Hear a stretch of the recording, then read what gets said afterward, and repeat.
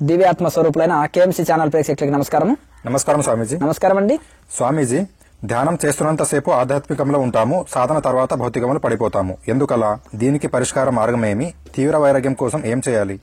అంటే కొంతమంది ధ్యానం చేసినంతసేపు, పూజ చేసినంతసేపు, ఆధ్యాత్మిక గ్రంథాలు చదివినంతసేపు వైరాగ్యం ఉంటుంది, మనసు స్థిరంగా ఉంటుంది, ప్రశాంతంగా ఉంటుంది.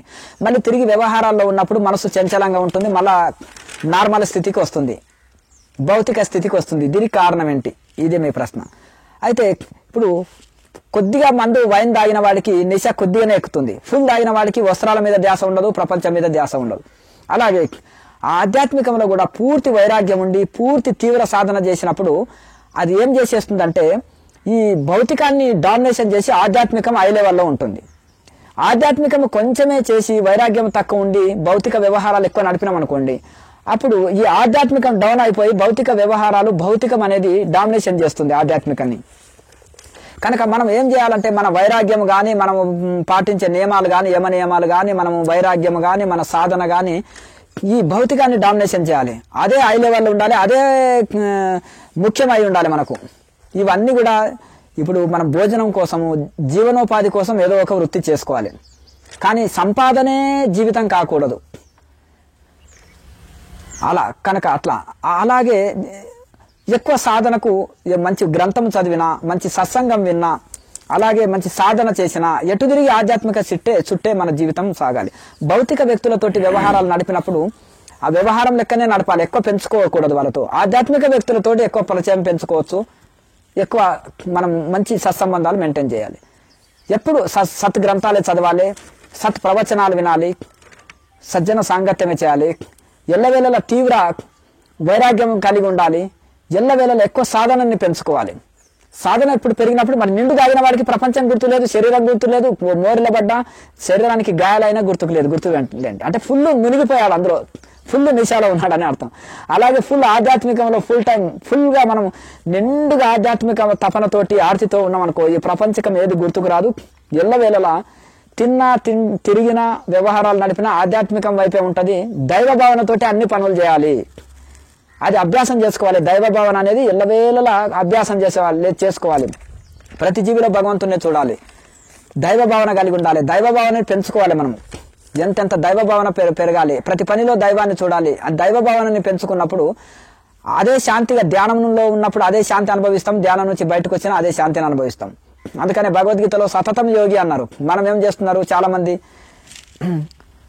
అలాగే ధ్యానం చేసేటప్పుడు యోగి లాకుంటున్నాడు, తినేటప్పుడు భోగి లాకుంటున్నాడు, పడుకునేటప్పుడు రోగిలాగా పడిపోతున్నాడు. మూడు అవతారాలు ఉండొద్దు. సతతం యోగి అంటే ఎల్లవేళలా యోగి లాకుండు. అంటే నువ్వు ధ్యానం చేసేటప్పుడు యోగి లాక ఉండు, తినేటప్పుడు యోగి లాకనే తిను, పడుకునేటప్పుడు యోగి లాకనే పడుకో అని దీని యొక్క అర్థం అనమాట. కనుక సతతం యోగి లాగా ఉండాలి మనం. కనుక ఎల్లవేళలా మనము పానీయంబులు గుడిచుచున్ దావుచున్ ఆసలీలా నిద్రాదులు జయించున్ లక్షించుచున్.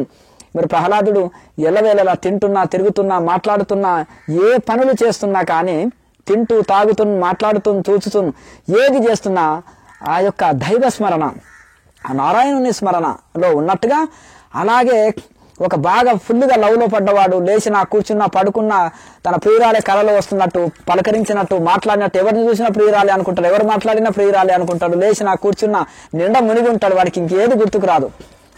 ఎగ్జామ్లో కూడా మొత్తం 10 పేపర్లు కూడా ప్రియురాలు పేర్లే రాశాడంట. అంటే అంత మత్తులో మునిగిపోయాడు, దేవదాసు అయిపోయాడు అనమాట. అట్లా ఇది కూడా మనము ఆధ్యాత్మిక సాధనలో కూడా మనం ఫుల్గా అందులో ఒక మునిగి ఉండాలి. అందులో ఎంత మునిగితే అంత ఆనందమే. అప్పుడు మనకు సతతం ఎల్లవేళ్ళ దైవ భావనతోటి అన్ని పనులు చేయాలి, దైవ భావనతో రోజంతా గడపాలి, దైవ భావనని పెంపొందించుకోవాలి. అప్పుడు మనకు వ్యవహారాల్లో కూడా దైవ భావనతోటి చక్కగా అన్ని పనులు చేయగలుగుతాం. అంటే సాధన డామినేషన్ చేయాలి, అన్నిటినీ సాధనని పెంచుకోవాలని అర్థం. బాగా సాధనని పెంచాలి, సాధన. దాంతో ఆటోమేటిక్గా వైరాగ్యము పెరగాలి, సాధన పెరగాలి, దైవ భావనతో అన్ని పనులు చేయాలి. అప్పుడు ఆటోమేటిక్గా మనకు అద్భుతమైన ఫలితము అందుకుంటాం. అది ఎప్పుడు ఎల్లవేళలా దైవ భావనలో గడుపుతాం. పని చేస్తున్నా, బయట వ్యవహారాలు నడిపినా దైవ భావనతో ఉండగలుగుతాం. అప్పుడు మనకి ఏ సమస్య ఉండదు. నెక్స్ట్ స్వామీజీ, ధ్యానం బాగా కుదరాలంటే ఎలాంటి ఆహార నియమాలు పాటించాలి? మితాహారం తీసుకోవాలి. ఇది ఆహారం గురించి ఎన్నో వీడియోలు పెట్టినాను, క్రియాయోగ ప్రశ్న జవాబుల్లో మీకు అందులో ఉంటాయి, అవి రెగ్యులర్గా చూసుకోండి. పొట్టని 4 భాగాలు చేయాలి, సగభాగం ఆహారం తీసుకోవాలి, పావు భాగము నీరు తీసుకోవాలి, పావు భాగం శ్వాసకోశం ఖాళీగా పెట్టాలి. అలాగే ఆకుకూరలు బాగా తీసుకోవాలి. మిక్సింగ్ ఆకుకూరలు అంటారు. ఓ 10 రకాల ఆకుకూరల్ని ఒకే దగ్గర కలిపి వండుకోవాలి. అట్లా మితమైన ఆకుకూరలు బాగా తీసుకోవాలి. అలాగే మిక్సింగ్ దాన్ని ఏమంటారు, కూరగాయలని ఒకే దగ్గర వండుకోవాలి. అలాగే మిక్సింగ్ దాల్స్ అంటారు. మిక్సింగ్ పప్పుల్ని కూడా ఆకుకూరల్లో వేసుకోవచ్చు. కొంతమంది పప్పు గ్యాస్ పట్టింది అంటారు కదా, గ్యాస్ పట్టుకున్నది అంటారు కనుక అప్పుడు ఏం చేయాలంటే ఆకుకూరల్లో పప్పు వేసుకోవాలి. అంటే మిగతావి గ్యాస్ పట్ట, ఒక కందిపప్పు ఒకటే గ్యాస్ పట్టే గుణం ఉంటుంది. అది ఆకుకూరల్లో కానీ కూరగాయల్లో కానీ వేసుకోవాలి.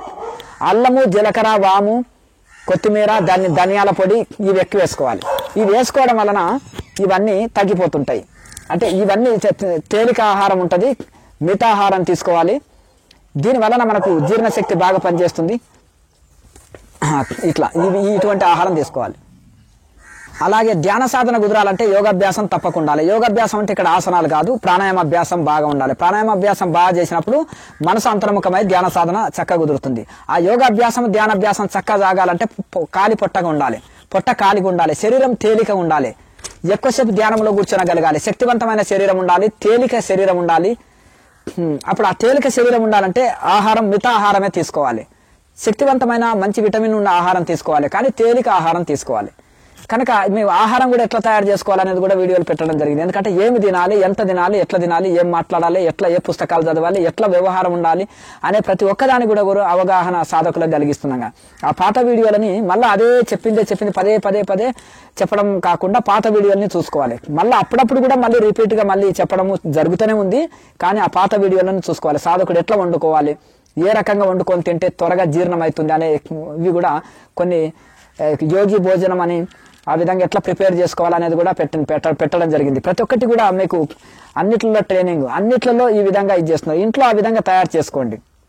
త్వరగా జీర్ణం కావాలంటే మీకు ఆకుకూరలు, మిక్సింగ్ ఆకుకూరల్ని ఒక దగ్గర చేసుకోండి.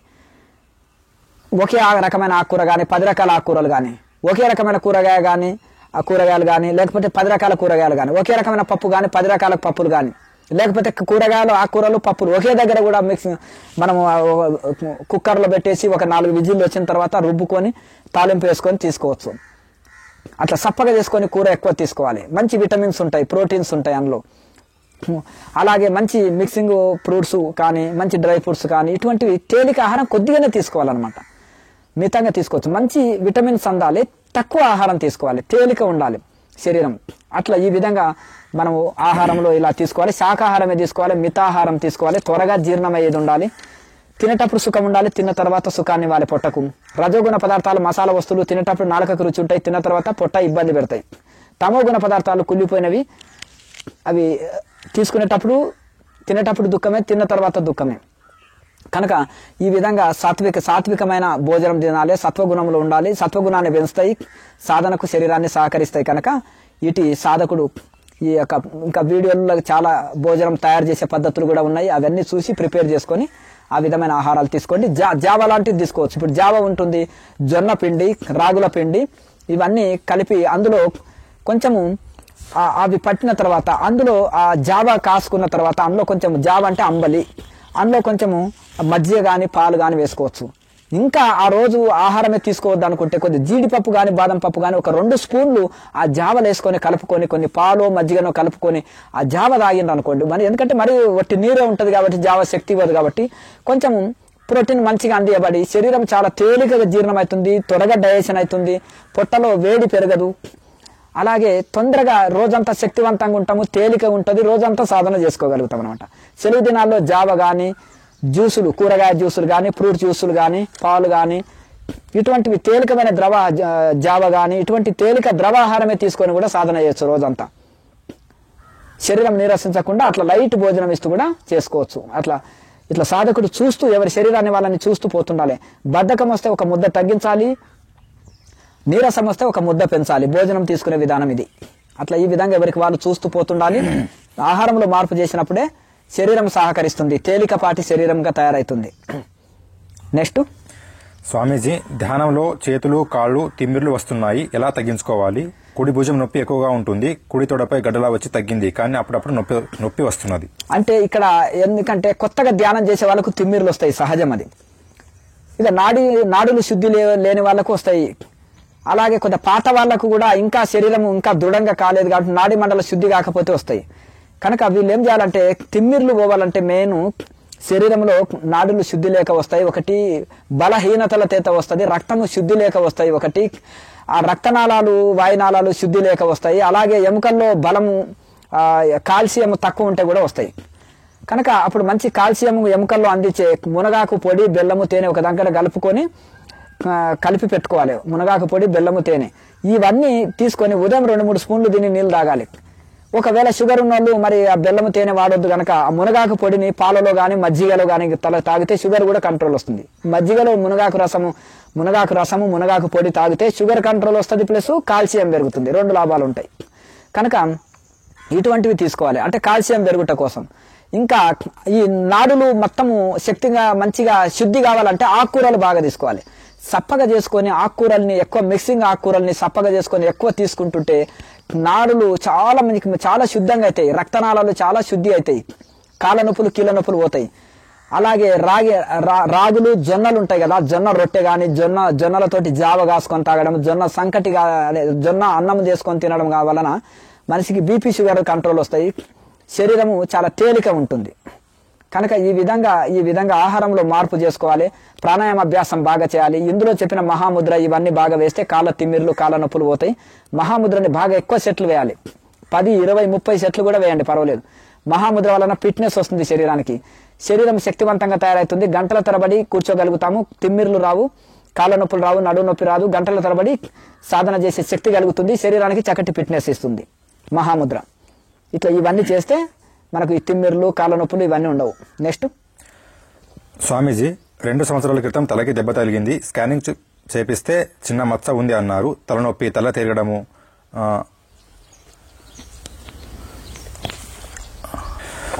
వంట స్మెల్ వస్తే కక్కు వచ్చినట్టు అవ్వడము, అప్పుడప్పుడు శరీరం ఊగినట్టు అనిపిస్తుంది. తలలో ఏమైనా అయిందా?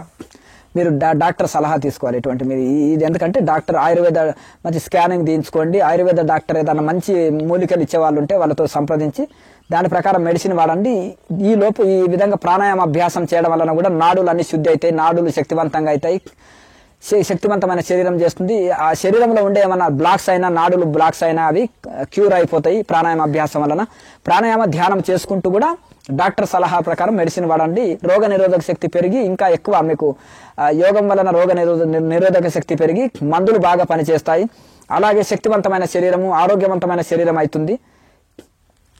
నెక్స్ట్ స్వామీజీ, సంసారంలో ఉండి భక్తి ఆధ్యాత్మికం క్రియాయోగం చేయడం వీలు అవ్వట్లేదు. ఇదే జన్మలో పరమాత్మలో లయం కావాలని ఉన్నది, సంసారం వదిలి ఆధ్యాత్మికంలో రావాలని ఉంది, ఏం చేయాలి? ఇప్పుడు ఒక యోగి ఆత్మకథలో గురువులంతా సంసార జీవితంలో ఉండి పట్టణ జీవితంలో ఉండి ఫ్యామిలీ లైఫ్ లో ఉండి ఒక ఋషులుగా తయారయ్యారు. 7 ఋషులు ఫ్యామిలీ లైఫ్ లో ఉండి తరించారు. బ్రహ్మంగారు, కబీర్ దాసు, గురునానక్ జీ, అలాగే ఇలా చెప్తుపోతుంటే ఎందరో మహనీయులు ఉన్నారు. అలాగే అలవారులు నయనారులు అని కూడా మరి గొప్ప భక్తులు వీళ్ళు కూడా సంసార జీవితంలో ఉండి తరించారు. ఇట్లా వాళ్ళని ఇన్స్పైర్ అవ్వాలి, గొప్ప గొప్ప ఋషుల చరిత్రలన్నీ ఇన్స్పైర్ అవ్వాలి. కనుక మనం మనసుంటే మార్గం ఉంటుంది, ఇష్టమైతే కష్టం కాదు ఏ పనైనా. కనుక ఒక టైం టేబుల్ పెట్టుకోవాలి. ఒక రాజుకు, ఒక సీఎంకు, ఒక పిఎంకు, ఒక ఎమ్మెల్యేకి, ఒక సర్పంచ్కి, ఒక సామాన్య మనిషికి సేమ్ టైం ఉంటుంది. కానీ కొంతమందికి తక్కువ టైంలోనే గొప్ప పనులు చేస్తారు, పెద్ద పెద్ద బిజినెస్ మ్యాన్స్. మరి తక్కువ టైము అందరికి ఒకే టైం ఉండి వారు గొప్ప గొప్ప కార్యాలు చేస్తున్నారు, ఎక్కువ టైము చేస్తున్నారు. మరి చిన్న సంసారం చిన్న జాబ్ని మెయింటైన్ చేయడానికే ఎంత ఇబ్బంది పడుతుంటారు. ఇప్పుడు సన్యాసులు ఉన్నారు, స్వామీజీలు ఉన్నారు, వీళ్ళు ఒక 1000 కొన్ని 1,00,000 మందికి జవాబు చెప్పవలసి వస్తుంది ఒకరే. మరి ఆశ్రమం అంటే చిన్నది కాదు, ఇది పెద్ద సంసారమే. మరి ఎట్లా ఒక్కని ఇంట్లో 4గురికి జవాబు చెప్పుకోలేకపోతున్నారు మీరు, మరి మేము 1,00,000 మందికి జవాబులు చెప్పాలి. అట్లా అంటే మా పనులు మేము చూసుకోవాలి, ఇవన్నీ చూడాలి. అంటే ఇట్లా దీన్ని ఒకటి ఏంటంటే ఈ విధంగా నాకు ఎవరో ఆన్సర్స్ చేయాలి, ఎవరో జవాబులు చెప్పాలి, నేను ఒకరి మీద ఆధారపడతాను, నాకు ఏదో నా బ్రతుకు ఇట్లా, నాకు ఏమీ తెలియదు, నేను అమాయకుడిని, నేను ఎట్లా తరిస్తాను, టెన్షన్ వదిలేయండి మెదలు.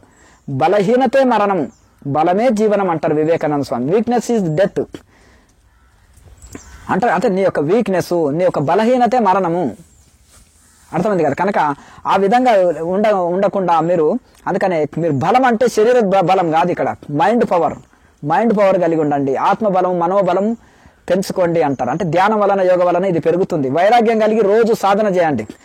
ఎన్ని సమస్యలు వచ్చినా సంసారంలో తీర్చుకోనగలుగుతారు. ఎటువంటి సమస్యలు బలవత్తరమైన కష్టాలు మిమ్మల్ని ఏం చేయలేవు. నేను శరీరాన్నే, నాకు జనన మరణాలు ఉన్నాయి, సంసారం ఉంది, దుఃఖాలు ఉంది అని ఏడుస్తున్నారు. నేను ఆత్మస్వరూపాన్ని, నేను చక్రవర్తులకే చక్రవర్తిని, నేను ఆత్మస్వరూపాన్ని అని ఒకసారి ఆలోచన చేసుకోండి. నేను సాక్షాత్తు దైవ స్వరూపాన్ని, నేను శరీరాన్ని అని ఏడుస్తున్నాను. నాకు ఎన్నో జన్మలు, ఎన్నో ఫ్యామిలీస్, ఇవన్నీ ఎప్పుడో ఒకసారి వదలాలని ఒకసారి విచారణ చేయండి. ఎంత ఆత్మవిశ్వాసం కలుగుతుంది. కనుక మీరు ఒక కొండలాగా తయారవుతారు. గాలి వానలకు చెలించవు. ఎండుటాకుల్లాకుంటే ఇటాటు ఊగుతుంటుంది. కనుక ఒక మంచి వైరాగ్యం కలిగి బాగా సాధన చేయండి. ఇవన్నీ అశాశ్వతమైన అనుకోండి. ఎప్పుడో ఒకసారి శరీరం వదలాలనుకోండి, విచారణ చేయండి. ఇలా మీకు వైరాగ్యం వస్తుంది, మోహం తగ్గిపోతుంది. కనుక మీరు ఈ వైరాగ్యం కలిగి ఉండి వైరాగ్యాన్ని పెంచుకొని బాగా సాధన చేయండి. ఆటోమేటిక్గా మీకు మనోబలం కలుగుతుంది. కనుక ఈ విధంగా మీరే 100 మందికి జవాబు చెప్పగలుగుతారు. కనుక బాగా వైరాగ్యం పెంచుకొని సాధనని పెంచుకోండి. ఆహార నియమాలు పాటించండి, యమ నియమాలు పాటించండి. వైరాగ్యం కలిగి బాగా సాధన చేస్తే ఆత్మబలం, మనోబలం పెరుగుతుంది. ఏది వచ్చినా తట్టుకోనగలుగుతారు. సంసారం అడ్డు కాదు, ఉద్యోగం అడ్డు కాదు, ఏది అడ్డు కాదు, ఫ్యామిలీ లైఫ్ అడ్డు కాదు, ప్రపంచం అంతకంటే అడ్డు కాదు. ఉండేదంతా మనసులోనే ఉంది. నేను దీన్ని నేనేం చేయలేను, నాకు ఇవన్నీ అడ్డు, నాకు ఎవరో ఇది అది అని మానసికమైన వ్యతలతోటి బాధపడుతుంటాం. సమయం దొరకదనేది కూడా కూడదు. ఎందుకంటే ఒకరు అదే తక్కువ టైంలోనే అదే లైఫ్లోనే గొప్ప కార్యాలు, శంకరాచార్య, వివేకానంద స్వామి ఎంత గొప్ప పనులు చేశారు. గొప్ప గొప్ప బిలియనీర్స్ ఉన్నారు, గొప్ప గొప్ప బిజినెస్ మ్యాన్స్ ఉన్నారు, గొప్ప గొప్ప పొలిటికల్ లీడర్స్ ఉన్నారు, గొప్ప గొప్ప ప్రపంచంలో గొప్ప వాళ్ళు ఎందరో ఉన్నారు. వాళ్ళకు మనకు సేమ్ టైం వాళ్ళు గొప్ప కార్యాలు చేస్తున్నారు. మనం అంత ఇది కాదు కదా. మరి గొప్ప గొప్ప ఋషులు ఉన్నారు, వాళ్ళు కూడా పట్టణ జీవితం, ఫ్యామిలీ లైఫే గడిపారు. లాయర్ మాసే ఉన్నారు, 4 పిల్లలు, వాళ్ళని చదివించుకోవాలి, ఉద్యోగం చేయాలి, సంసారాన్ని, ఫ్యామిలీ లైఫ్ గడపాలి, ఇవన్నీ బాధ్యతలు నెరవేర్చాలి. మళ్ళీ ఆయన ఎంతో మంది శిష్యులని తయారు చేశాడు చూడండి. ఆయన సంసారం చక్కబెడుతూ, ఉద్యోగం చేస్తూ, ఆయన సాధన చేసి వారు తరించి మరి లక్షల మందికి మార్గదర్శకం చూపించారు. మరి కబీర్ దాసు, బ్రహ్మం గారు, వీళ్ళంతా చూడండి లాయర్ మాసే ఉద్యోగం చేశారు. గుర్తుపెట్టుకోవాలి. ఎందుకంటే ఇవన్నీ కూడా వాళ్ళు ఎక్కడ బాధ్యతలు విస్మరించరు. శ్రద్ధ పెంచుకోవాలి. ఇష్టం పెంచుకుంటే కష్టం కాదు. అలా సమయాన్ని టైం టేబుల్ సెట్ చేసుకొని దాని ప్రకారం జీవిస్తే సమయం సరిపోతుంది. తెల్లవారుజామున లేవండి, 3 గంటలకే లేచి కూర్చోండి. సాయంత్రం చక్కగా డ్యూటీ నుంచి వచ్చినాకనే కూర్చోండి. సూర్యుడు రాకముందే సాధన ముగించుకోవాలి. సూర్యుడు పోయిన తన నుంచి మళ్ళీ సాధన ప్రారంభించాలి. అది కనుక ఈ విధంగా వైరాగ్యం పెంచుకోండి, టైం టేబుల్ సెట్ చేసుకోండి, అన్నీ సెట్ అయిపోతాయి. నెక్స్ట్ లోకా సమస్త సుఖినో భవంతు. ఓం